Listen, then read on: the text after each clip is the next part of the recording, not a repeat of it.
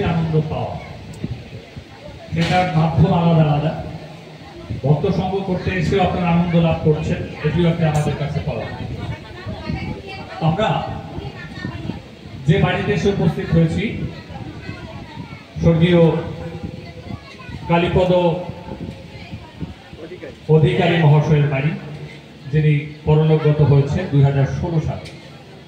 তো তারই সুযোগ্য দুই পুত্র কিশোর অধিকারী এবং কল্যাণ অধিকারী।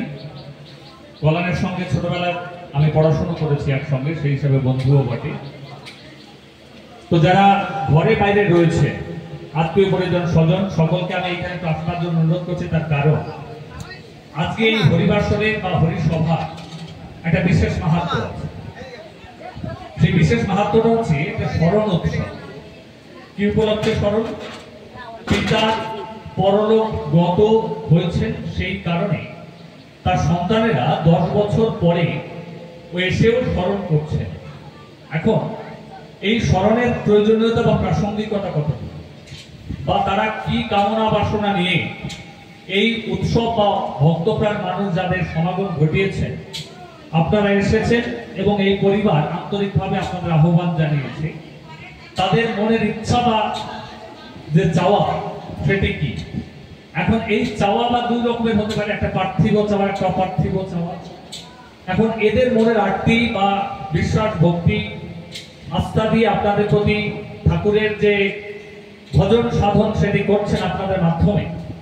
তো সেই ইচ্ছাটা আমরা একটুখানি জানার চেষ্টা করবো তাদের কাছে, কারণ তারাই তার পিতাকে সামনে থেকে কাছ থেকে দেখেছে এবং আপনাদের সমবেত করেছেন একত্রে, যে আপনাদের সামনে তার প্রতি যে কৃতজ্ঞতা, সেই কৃতজ্ঞতাটা জানানোর প্রয়োজনীয়তা রয়েছে। তার কারণ একটা সন্তান জন্মগ্রহণ করে ঈশ্বরের করুণা, পিতামাতার কামনা বাসনা, গুরুজনের আশীর্বাদ এবং সেই সঙ্গে যারা সমবয়স্ক রয়েছে তাদের শুভ প্রার্থনা।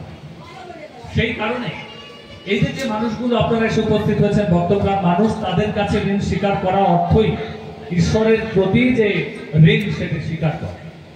এখন এইখানে দাঁড়িয়ে তার দুই পুত্র সহ তাদের যে নাতি নাতনি, তার স্ত্রীও জীবিত রয়েছেন, তার পুত্রবধূ রয়েছেন, আত্মীয় পরিজন স্বজন রয়েছেন, আমরা যারা তার শুভানুধ্যায়ী, তারা এখানে এসে উপস্থিত হয়েছে।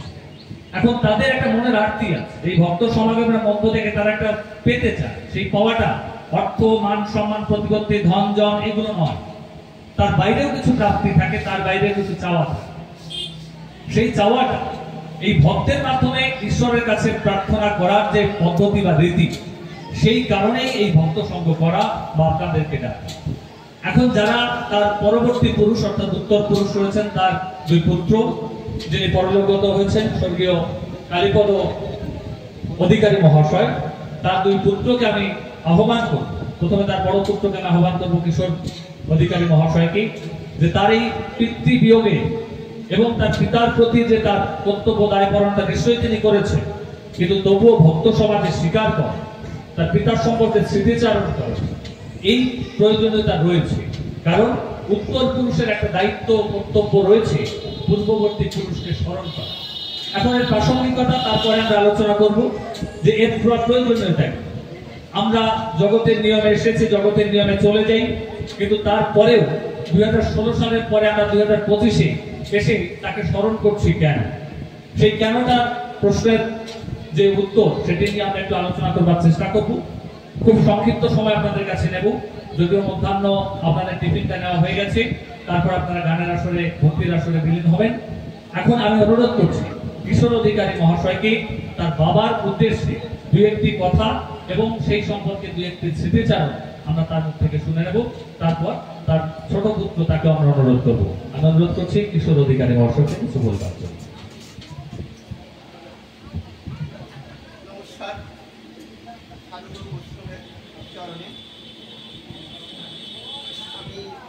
বলতে পারবো না। হ্যালো হ্যালো,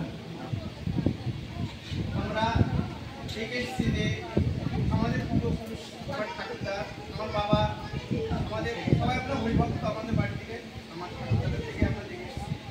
তবে আমাদের মধ্যে একটা প্রচলন আছে যে ঠাকুরদা বা ঠাকুমা মারা যায়, তাহলে আমরা তাদের স্মরণে আমরা প্রত্যেক বছরই আমরা এই দিনটাকে স্মরণ করি। সেই উদ্দেশ্যে আমার বাবাকে আমরা